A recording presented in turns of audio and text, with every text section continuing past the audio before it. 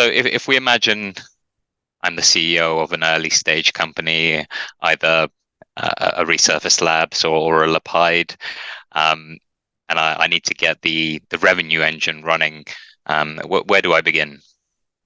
Yeah, I think part of it is getting to the math of who your competition is, what are your competitive advantages. So this is the pre-revenue part. So you got to really understand who the competition is, where your competitive advantages exist against that pool.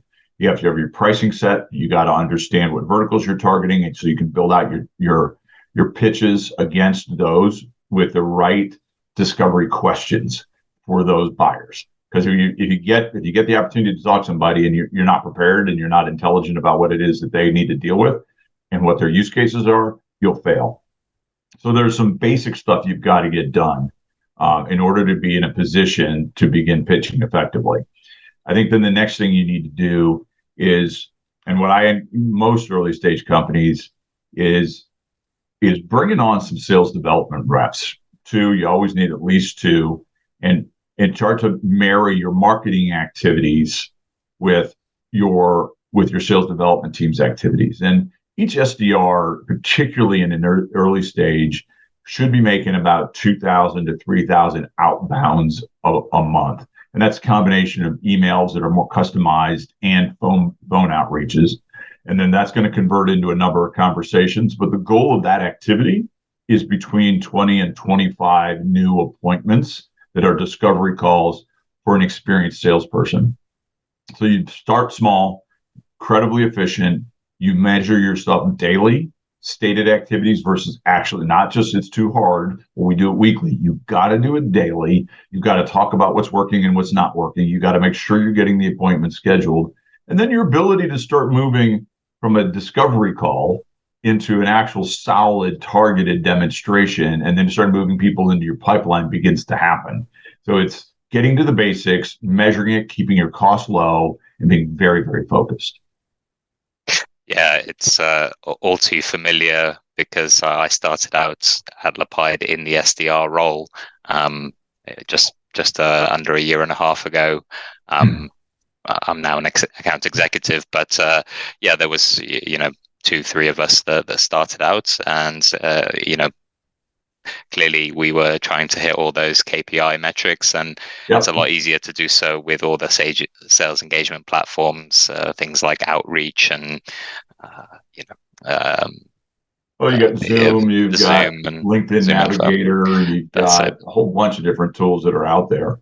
And part of that is setting up your CRM properly, right? So that you keep that cadence. Do you have a freemium option? And can that freemium option lead into, or a trial option, can they lead into a nurture process by your SDR? So there's so many different things you can use to keep the SDRs busy, but then you also have to hold your SDRs accountable for being proactive in generating, leads and opportunities on their own. So it's not just marketing fed and they just follow up. It's that you got to take ownership.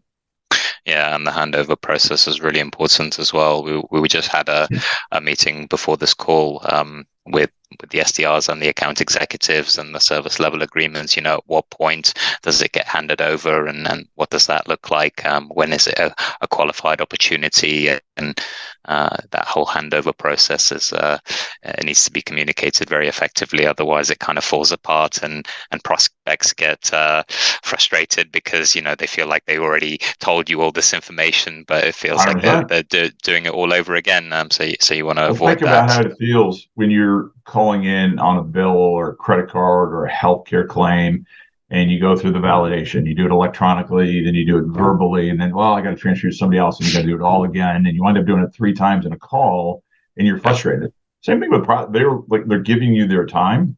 Use it well, right? Make your questions make sense. Have them be relevant, right? Then that whole process counts. Fantastic. Yeah. So some really good points there. Obviously understanding your product, understanding the talk tracks. I'd say one of the key areas also would be understanding, what's important to the CISO. So if let's say you were a new SDR starting out fresh, what would you be? What sort of questions would you be asking a CISO, or what would you try and keep in mind as the most important things for a CISO these days? Well, I think that changes, but based on your technology. Like, I think there's some really good ICP formats that before you get to the revenue stage, if you build out if you're one of your targets is a SOC manager, right, or data or a threat analyst, right, or you're dealing with a CISO, or sometimes in a medium-sized organization, the CTO kind of does everything. So you got to figure out who they are. You have to figure out what their responsibilities are, and then what worries them, right? What is it that bothers them? And that SOC manager is going to have a different set of worries and responsibilities than the CISO. And then you got to work through your probing questions based on who that buyer is and the technology you're offering up, right?